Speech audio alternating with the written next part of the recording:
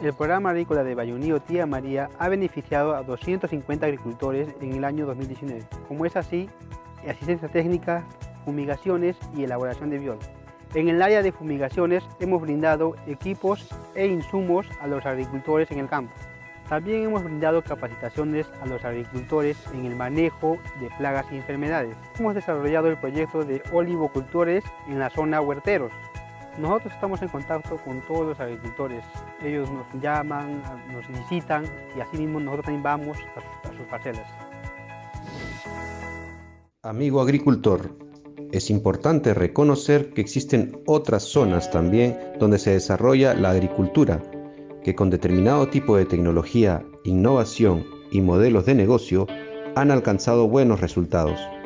Esto significa altos ingresos, bajos costos y por lo tanto elevadas ganancias. Amigo agricultor, elevadas ganancias conllevan a una mejor calidad de vida y existen profesionales que se han dedicado a liderar diversas organizaciones del sector y que con su participación éstas han llegado a sobresalir. En esta oportunidad, el programa Impulsagro, Hablando con Expertos, desarrollado por el Instituto de Desarrollo Económico de la Universidad de San, presenta al experto y profesor William Arteaga, quien nos compartirá sus conocimientos y experiencias. Bienvenido, William.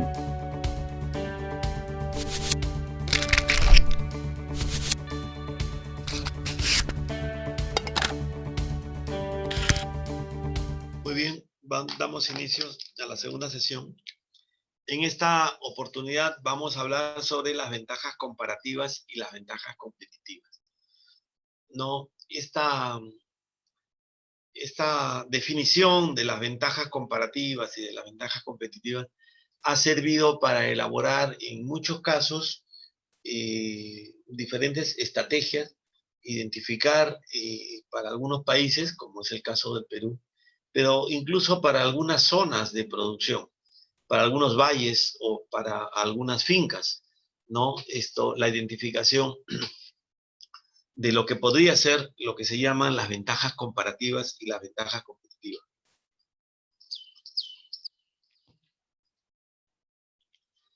Ya, normalmente lo que siempre hablamos es de que hay que ser competitivo, ¿no?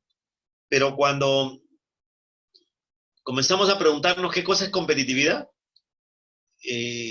a veces no podemos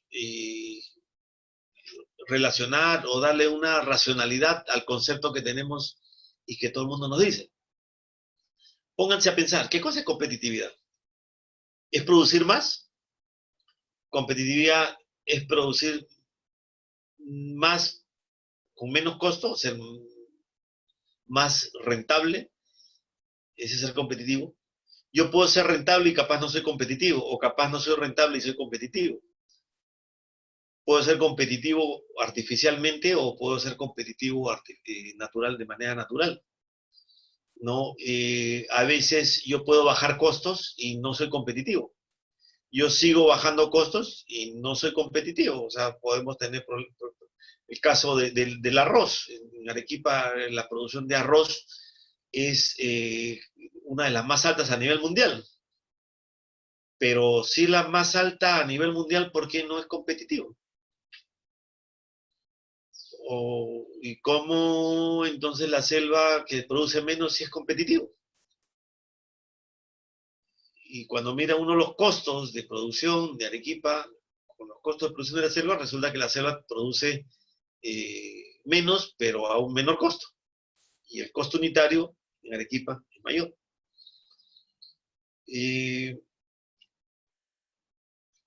Cuando salimos y nos comparamos y hablamos, y hay que ser competitivos, sí, pues, hay que ser competitivo. Entonces, la competitividad, hablando en términos de negocios, hablando en términos de mercado y de competitividad en el mercado, o de presencia en el mercado, la competitividad, de alguna manera, es la capacidad de una empresa de mantenerse en el mercado en condiciones de retorno favorables. O sea, yo me voy a mantener en el mercado en la medida que gane plata. En el momento que yo no gano plata, me retiro del mercado. Eso es así tan simple. O sea, si yo permanezco en el mercado, es que estoy ganando plata. que soy competitivo, porque estoy ganando plata y permanezco en el mercado. Si estoy fuera del mercado, ya dejé de ser competitivo, ¿no? Obviamente que la competitividad sea una serie de factores, ¿no? Tecnología, infraestructura, marco legal, marco laboral, ley de promoción, instituciones como el SENASA, el INIA, la dirección regional, la Junta de Usuarios. O sea, hay todo un marco público, privado, que de alguna manera tiene que ver con la competitividad. Pero también hay otro tema que tiene que ver con las condiciones naturales, ¿no? Entonces, esa es la diferencia entre las ventajas comparativas y las ventajas competitivas. Las ventajas comparativas es la característica natural del país, de una región, de una zona, de un valle.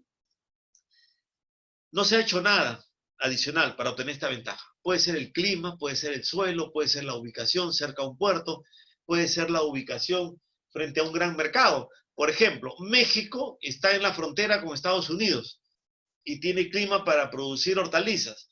Entonces, México tiene una ventaja comparativa de manera natural porque está al costado del mejor o uno de los más grandes mercados del mundo. Entonces, lo tiene al comprador cerquita. Mientras nosotros tenemos que llegar en barco por lo menos un par de semanas, México manda el camión hoy día y al día siguiente ya está llegando, cruzando medio Estados Unidos. Entonces, la distancia es una ventaja comparativa. En el caso del Perú, la costa peruana, que tiene tantos, 50 y tantos valles, como 50 y tantos ríos, y algunos que tienen clima para hacer agricultura todo el año, no llueve y tienes agua, esa posibilidad de producir durante grandes temporadas del año, o todo el año, o sacar dos cosechas, es una ventaja comparativa, porque es natural. El clima, la humedad, la duración del día, el día largo, el día corto, no hay frío, la temperatura no baja a menos de 14, 12, no sube por encima de 30, 31. Ese rango de temperatura tan escaso, la presencia de agua todo el año, hace que sean ventajas naturales. Y esas son las ventajas comparativas. Las ventajas competitivas es todo lo adicional, todo lo que le agrega valor al producto, lo que hace la diferenciación en comparación con la competencia. ¿Y qué cosa vendría a ser la ventaja competitiva? Hablando en términos pragmáticos, es todo lo adicional. O sea, un buen servicio de sanidad es construir una ventaja competitiva. Si yo tengo como agricultor, como asociación, como empresa, un buen servicio de sanidad, una buena buce, es la ventaja competitiva. Si yo tengo un buen puerto, un buen aeropuerto, es una ventaja competitiva. Si yo tengo un TLC, es una ventaja competitiva. Si yo tengo un marco jurídico para el desarrollo de la agroexportación, es una ventaja competitiva, ¿no? Entonces, la ventaja competitiva es toda la construcción adicional. Si yo preparo a mi gente en tecnología de producción, de proceso, de gestión, yo como empresa estoy construyendo mis ventajas competitivas, ¿no? Si un país como el Perú apuesta por los tratados de libre comercio, que yo estoy abriendo las puertas del mercado para poder vender mis productos a cero arancel, es la construcción de una ventaja competitiva. Entonces, hay que tener bien claro ese detalle, ¿no? Para las zonas rurales, para las zonas agrícolas del país, para los valles, la primera recomendación que yo le haría es, oye, identifícame cuál es tu ventaja comparativa. O sea, al margen de mirar el mercado, qué cosa demanda el mercado, etcétera, lo otro es, ¿cuáles son mis ventajas comparativas? ¿Qué puedo producir yo que de manera natural tengo ya una ventaja frente a otro competidor? Y esa ventaja comparativa de producir todo el año se hace visible y viable económica y comercialmente en la medida que yo, como Perú, puedo producir uva cuando Chile no saca. Yo puedo producir uva cuando Estados Unidos no tiene. Entonces, esas condiciones naturales de producir cuando nadie tiene, eso hay que identificarlo. Porque en base a mi ventaja comparativa, yo voy a construir mi ventaja competitiva. Si a mí me dicen, por ejemplo, que en el Valle del Tambo es bueno para cereza, y cereza es un mercado potencial en la China, la pregunta es, ¿qué estamos haciendo? ¿Qué debiéramos hacer para producir cerezas y exportar cerezas? Tenemos identificado el mejor clima, la zona, las horas de frío, de calor, la temperatura promedio, la humedad, la radiación. Tenemos conocimiento puesto en función de la cadena de valor, es la tecnología. Y vamos a ver más adelante también cómo la tecnología de producción coadyuva a aprovechar las ventajas comparativas.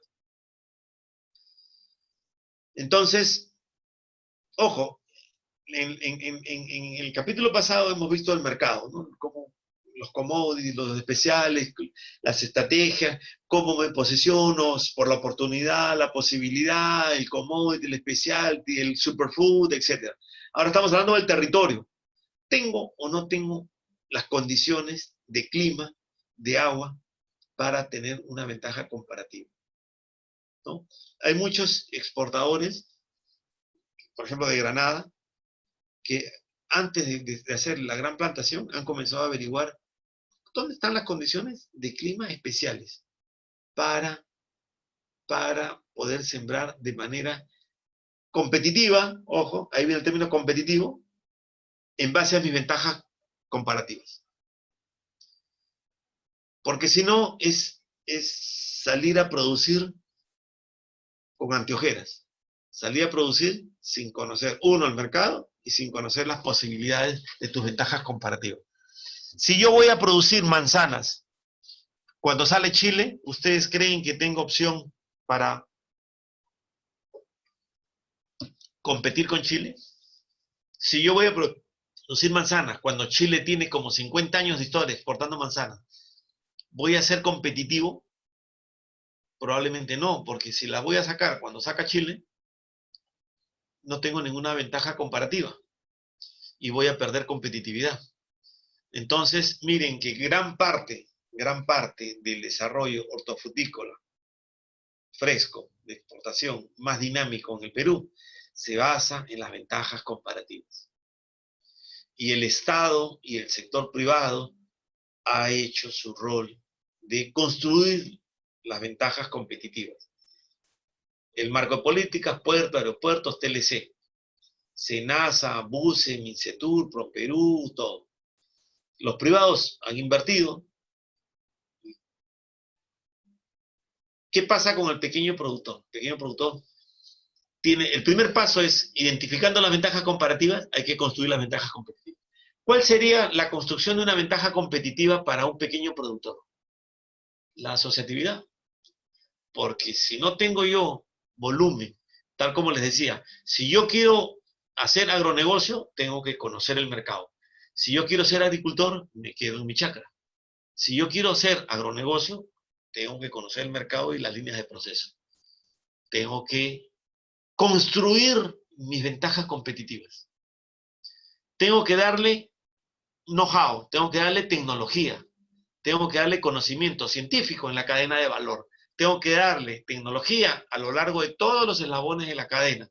Yo le voy a dar tecnología de producción en la parte productiva, tecnología de procesos en la planta y tecnología de gestión en todo lo que se refiere a la logística, al marketing y a la promoción internacional. No es solamente ventajas comparativas. Hay que construir las ventajas competitivas para lograr la competitividad, ¿no? Entonces, ¿dónde fallamos? Fallamos en que le cargamos todo al productor. Decimos, ah, ya, miren, el productor ha hecho este camote espectacular, esta cebolla extraordinaria. No tiene línea de proceso, no sabe a quién vender, no sabe cómo clasificar, no tiene las condiciones, la logística, no está negociado, no tiene acceso sanitario. ¿Por qué? Porque no se hizo la inteligencia de mercado. Entonces, siempre la visión de la agricultura tradicional en el Perú ha sido, yo parto de mi producto y voy a ver quién me lo compra. Cuando la agricultura moderna nos manda, ¿qué cosa es lo que le falta al mercado para yo proveerlo? Porque si todos los años caen los precios de la cebolla en la misma época, ¿para qué seguimos sembrando cebolla? o no se conoce el mercado. Siempre hay 3 meses, entre octubre, noviembre y diciembre, que el precio de la cebolla se va. Eventualmente, uno de cada 8 años, uno de cada 10 años, hay precios espectaculares. Entonces es ganar una vez y perder 10, ¿no? O dejar de aprovechar oportunidades. Entonces, ¿cuál es la debilidad del pequeño agricultor? De que no tiene volumen, que no conoce el mercado, de que no tiene una línea de proceso, que no conoce el mercado, no tiene tecnología de gestión, la gestión, no tiene la tecnología del proceso, no tiene la infraestructura.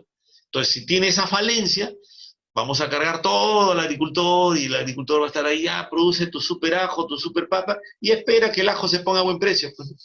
Entonces, eso es el productor tradicional. Lo otro, la agricultura humana, hay que salir a mirar el mercado, conocer el mercado, hacer investigación, inteligencia del mercado, salir al mercado, salir a conocer el mercado. Entonces, esto es un poco también, para efectos didácticos, las ventajas comparativas del país, ¿no? El Perú tiene pues 84 de los 117 ecosistemas del mundo, 72 ecosistemas, 88% de los climas del mundo, 650 especies de frutas y más de 1.400 hierbas medicinales, plantas medicinales. Entonces, todas esas es natural, ¿no? Son ventajas competitivas que en cada zona uno puede producir diferentes cosas. Recuerdan, en la primera sesión yo les decía, el Perú no es un país de commodities, el Perú es un país de nichos. El Perú tiene 84 de los 117 ecosistemas del mundo. O sea, el Perú es un país multivariado, mega biodiverso. El Perú es un país de nichos, de zonas que no hay grandes extensiones para producir commodities. En la medida que produzcamos commodities, nos va a ir mal. A no ser de que regulemos el mercado. Si no regulamos el mercado, y como hoy día tenemos una posición a nivel mundial, no de Perú, de que los mercados son libres, no hay que manipular el mercado, ni tener presencia en el mercado, digamos tomar medidas que distorsionen el mercado. Entonces tenemos 72% de los ecosistemas del mundo y 88% de los climas del mundo. Si potencialmente tenemos el 88% de los climas del mundo, tendríamos que decir que esto constituye una ventaja comparativa para producir el 88% de los productos del mundo. Por eso es que a nivel de valle, bajo, medio, en Perú cuando dice, oye, esto siempre acá, esto en todas partes, ¿no? Entonces, siempre, la costa peruana, en los vallecitos, se produce de todo, porque tenemos justamente esa posibilidad. Ahora, el tema es, ¿cómo uso esa información, ese conocimiento, esa ventaja comparativa para llevarla a una rentabilidad del agronegocio? Por otro lado, el marco legal, tal como le decía, bueno, la Constitución del Perú le da preferencia a la agricultura, está la parte tributaria, la parte de la ley de promoción al agro, la parte de la Amazonía, proyección de proyectos de inversión, aprovechamiento eficiente y conservación de recursos hídricos, algunas pautas que han dado, amén de este tema, de la política comercial. El Perú tiene un mercado potencial de más de 2.500 millones de nuevos compradores. Tenemos acuerdos de libre comercio, tenemos tratados de libre comercio en la mayoría de países. Tenemos todo lo que es Estados Unidos, México, Canadá, tenemos con casi todo Latinoamérica, a excepción de Guatemala, de 2 países por ahí. Tenemos un tratado de libre comercio con Europa, tenemos con los países del norte de Europa, del EFTA, tenemos con la China, tenemos con Japón, con Corea, con Singapur, con Tailandia. Entonces, tenemos una enorme oportunidad de poder colocar, tenemos 0 arancel, o muy cercano a cero arancel, de casi 2.500 millones de personas. Y una gama de productos. Pero si no vamos a los mercados, si no sabemos lo que el mercado está pidiendo, Entonces, vamos a desaprovechar una oportunidad. Este marco legal, ley de promoción, y esta política comercial constituyen por parte del Estado la construcción de las ventajas competitivas. ¿Ok? Esto de acá es las ventajas comparativas y esto de acá es la construcción de las ventajas competitivas. Cuando una empresa invierte en infraestructura, invierte en su personal, capacita a su gente, está invirtiendo en las ventajas, en la construcción de sus ventajas competitivas. Está invirtiendo en el intangible. Está invirtiendo en pura parte blanda, conocimiento. ¿No? Esto obviamente que hay que articular, hay que hacer el rol que competa, pero el emprendimiento también va a ser una característica importante de la construcción de las ventajas competitivas. El emprendimiento constituye una característica importante de la construcción de las ventajas competitivas. Tal como hemos visto, dentro de lo que es la agricultura mundial, habíamos hablado, ¿no? Ya con el ejemplo del café, cómo pasamos del commodity al specialty, y cómo erróneamente, en el caso de la quinoa, hemos pasado del specialty a la commoditización de la quinoa, ¿no? El Perú tiene esta variada disponibilidad de frutas y hortalizas frescas que vende el Perú. Es importante porque cuando hablamos imagínense, pónganse ustedes como comprador extranjero, ¿no? Que el Perú no solamente vende café, sino viene un exportador peruano o a una delegación peruana, y el Perú tiene un portafolio de oferta de productos importante. Y de ahí viene el abastecimiento también durante todo el año. En algún momento voy a salir con uva, después voy a salir con mango, después puedo salir con las mandarinas, después puedo salir con las granadas, salgo con el espárrago, las paltas, el banano y el arándano, y después voy dando vuelta. Esa es otra ventaja comparativa de poder producir. Recuerden que cuando mirábamos el mapa decíamos el 88% de los climas del mundo. Correcto, y eso nos permite tener oferta durante todo el año de una serie de especies. ¿Cuál es la diferencia? No es cualquier especie, no es cualquier producto. Son productos que el mercado está desabastecido. No es que el Perú se ponga a producir, pues, esto, melones, cuando capaz no tenemos ninguna ventaja para producir melones, ¿no? Todos estos productos se han definido su producción y en la medida de que cuentan con mercados desabastecidos en algunas épocas del año. Entonces, esto es un poco la diversificación de la oferta debido a la ventaja comparativa que tiene el Perú. Esto nos da, tal como les decía, esto nos da un calendario de oferta, ¿no? De una serie de productos, ¿no? Espárrago todo el año, banano todo el año, blueberries en las ventanas de oportunidad, la chirimoya, cítricos cuando el mercado, cuando el hemisferio norte no tiene, higos, que estamos exportando higos frescos, el tema del agua en manto, la palta, aquí ha quedado corto esta estacionalidad de la palta. Este cuadro tiene algunos años, pero en los últimos años la sierra de algunos valles están ofertando también fuera de estación. Estamos ampliando la disponibilidad de palta de Perú.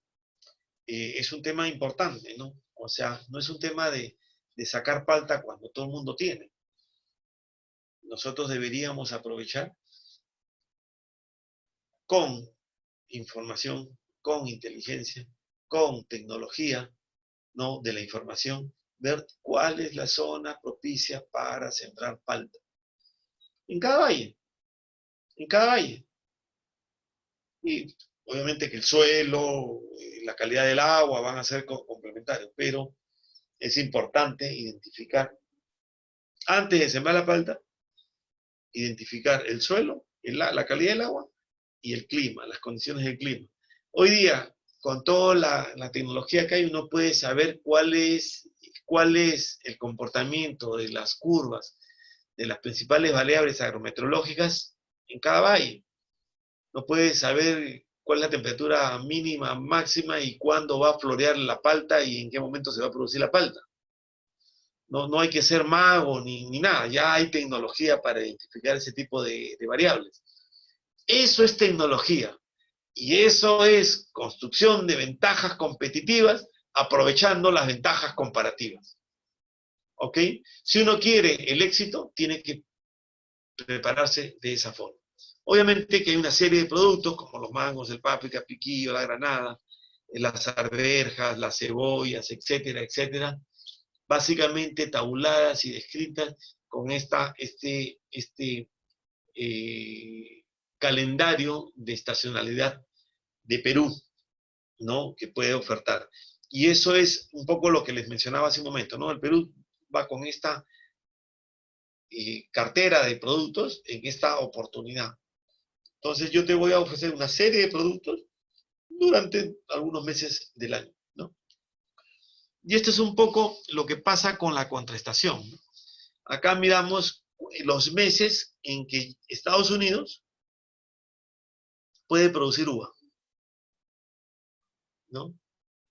Y en diciembre ya no produce muy poco. Pero en diciembre produce un poquito Chile, y Chile sale hasta enero, febrero, marzo con su uva. Pero el Perú puede producir uva todo el año. Puede producir en un mismo campo 2 campañas, ¿no? Entonces, si en este momento, entre septiembre, octubre y noviembre, no hay uva en el mundo y el Perú ofrece uva a los compradores, obviamente que van a comprarnos. Y el tema es, oye, te voy a vender en octubre y noviembre, pero a mí no me interesa que salga Chile. Yo te voy a vender en septiembre, octubre y noviembre, pero también tú me vas a comprar cuando está Chile, en enero, febrero y marzo, ¿no? Es un poco la capacidad de negociación que se tiene al tener esta gran ventaja comparativa, para ofertar todo el año, ¿no?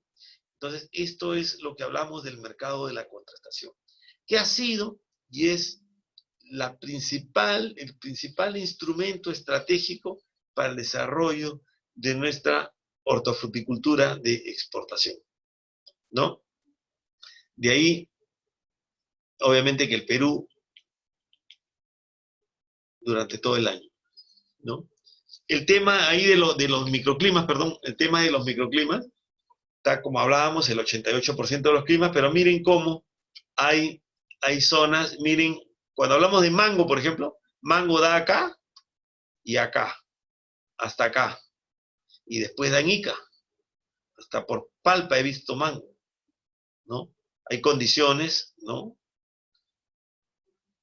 Más secas, ¿no? Pero, bueno, esto es un mapa de climas referenciales, de microclimas referenciales. Obviamente, hoy día, con la tecnología que hay, uno puede identificar plenamente en qué puntito acá, cómo está el clima, si durante los años cómo se ha comportado para ver qué cosa podría producir, ¿no? Ese es un poco el tema referido a la identificación de las zonas de producción. Yo identifico las zonas de producción técnicamente, ¿no? Para darle seguridad de que mi producto se va a producir en la época que el mercado lo requiere. Porque si no, es partir en lo tradicional. Oye, acá se siembra palta, sí, ahí hay palta, da palta, sí crece la palta. Pero a mí no me interesa tener la palta por tener la palta. Yo tendría que tener la palta para ver en qué momento la palta tiene los mejores precios.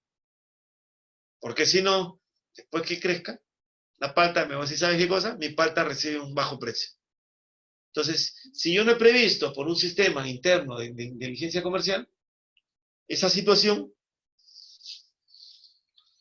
de nada, van a ser proyectos, digamos, no sostenibles que se caen, devienen no rentables, meten la pata y dicen, miren, ve, ya vino el ingeniero, hice esto de acá, metieron la pata, no fue rentable, mejor sigo sembrando lo mismo. ¿Por qué? Porque no se ha hecho adecuadamente el planeamiento de la producción, porque si es agronegocio, como digo, hay que mirar el mercado. El mercado te va a decir qué producir, cómo producir, cuánto producir, en qué momento producir y cómo lo quiere el mercado, ¿no? Y esto es un poco la competencia que tenemos, miren, ve, la producción de uva de Estados Unidos, la producción de uva de Europa, la producción de uva de China, la producción de uva de México, la producción de uva de Brasil, la producción de uva de Chile, la producción de uva de Sudáfrica, la producción de Namibia y el Perú durante todo el año. Pero esa realidad hay que convertirla, esa posibilidad, esa ventaja comparativa, hay que convertirla en la realidad, construyendo las ventajas competitivas. ¿Qué es lo que ha hecho la actividad exportadora de uva en el Perú? Ha aprovechado esa oportunidad, esa ventaja comparativa, ha invertido, ha construido ventajas, sus ventajas competitivas, y hoy día la uva peruana es altamente competitiva, y por eso le hablaba de competitividad. Es altamente competitiva porque puede programar las cosechas en cualquier momento, ¿no? Ese es un poco el tema de cómo yo utilizo mi ventaja comparativa, cómo yo le agrego valor con mis ventajas competitivas, públicas, privadas, y cuando hablo privado también tiene que ver el agricultor. Si es que el agricultor se compromete y quiere cambiar de estatus, y quiere cambiar, y tiene emprendimiento, esa es la construcción de una ventaja competitiva. Pero si no quiere cambiar, lo más probable es que no va a cambiar. Si va a ser siempre lo mismo, lo más probable es que los resultados sean los mismos, ¿no? Entonces, sí hay que tener ese emprendimiento, ¿no? Esa innovación. Un poco la evolución solamente del sector hortofrutícola, como ha sido el crecimiento solamente de frutas y hortalizas frescas, al margen de los procesados y todo, solamente los frescos, son más de 3.000 millones en esas frutas, ¿no? Por otro lado, en cuanto a la dinámica del mercado, miren, nuestro sector de frutas y hortalizas frescas ha ido 46% se va a Norteamérica, fruta fresca. 39% Europa, o sea, casi 40% Europa. Y ya constituye un 10% importante Asia. Hay muy pocos países que le venden tanto a Asia dentro de los productos con alto valor o valor agregado, ¿no? 10% de las exportaciones se van al Asia. Obviamente que básicamente la uva, ¿no? Espárrago, mandarina también. Pero Norteamérica, por la cercanía, Norteamérica de aquí a acá en barco están en 10 a 14 días, y el per cápita, el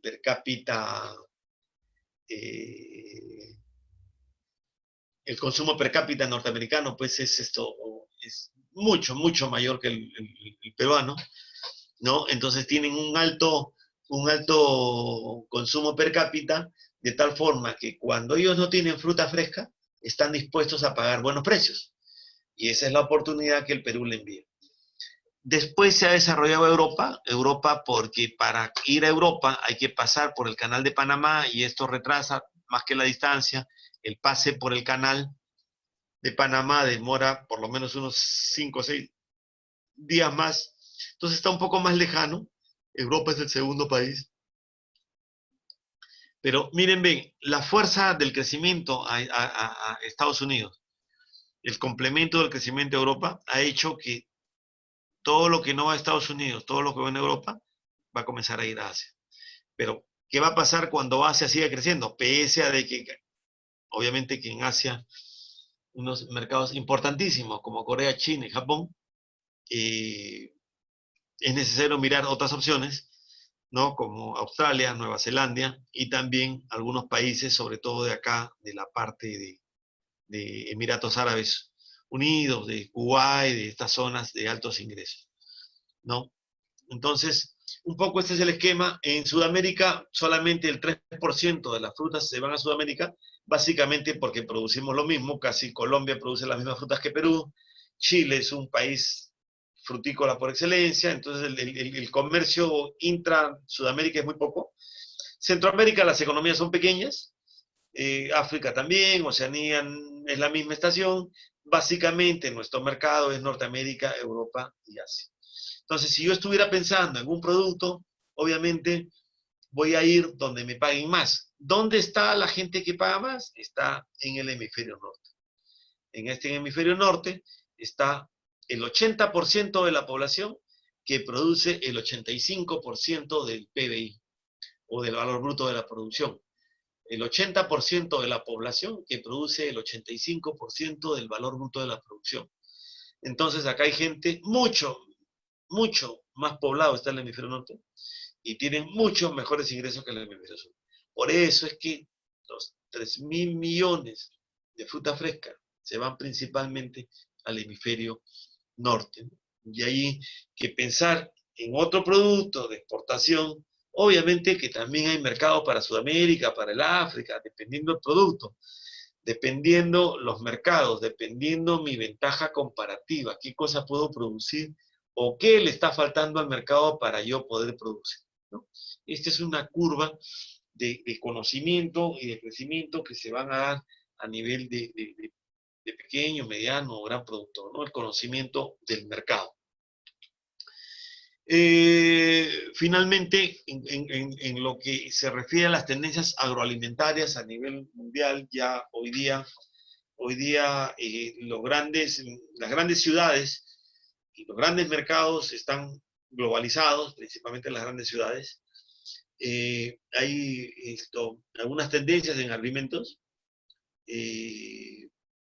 Básicamente, bueno, son tres tendencias, pero las más fuertes son lo que se refiere a la conveniencia y la salud, ¿no? Por ejemplo, en lo que es la conveniencia, se refiere dentro de lo que es el análisis del marketing, es lo que ya está hecho, lo más fácil, lo compro por conveniencia, porque está cerca de mi casa, porque ya está listo, ¿no? Entonces, ¿por qué se da ese mercado de la conveniencia, ¿no? Esa tendencia de la conveniencia, de tenerlo listo, mandarinas sin pepa, uvas sin pepa, listo para pelar, listo para comer. Porque hay aumento de mujeres y jóvenes que trabajan, ¿no? Hoy día, en todas las grandes urbes, las mujeres y los jóvenes cada vez más se incorporan digamos, a las actividades económicas y comerciales. Por otro lado, las familias cada vez son de menor tamaño. Hoy día, como les digo, en las grandes urbes, los centros urbanos, principalmente, tienen un hijo, no más de 2 hijos, ¿no? Entonces, el tamaño, las raciones son más pequeñas. La gente está dispuesta a pagar cosas, lo que sea fácil para comer, listo para pelar, fácil de pelar, ¿no? Hoy día, si ustedes van a los supermercados de Lima, Arequipa, Chiclayo, hay ensaladas listas, hay alimentos listos, ¿no? Hay estas cadenas que venden todo listo, ¿no? Aparece dentro de lo que en Europa se llama la cuarta y la quinta gama, justamente son estos platos, ¿no?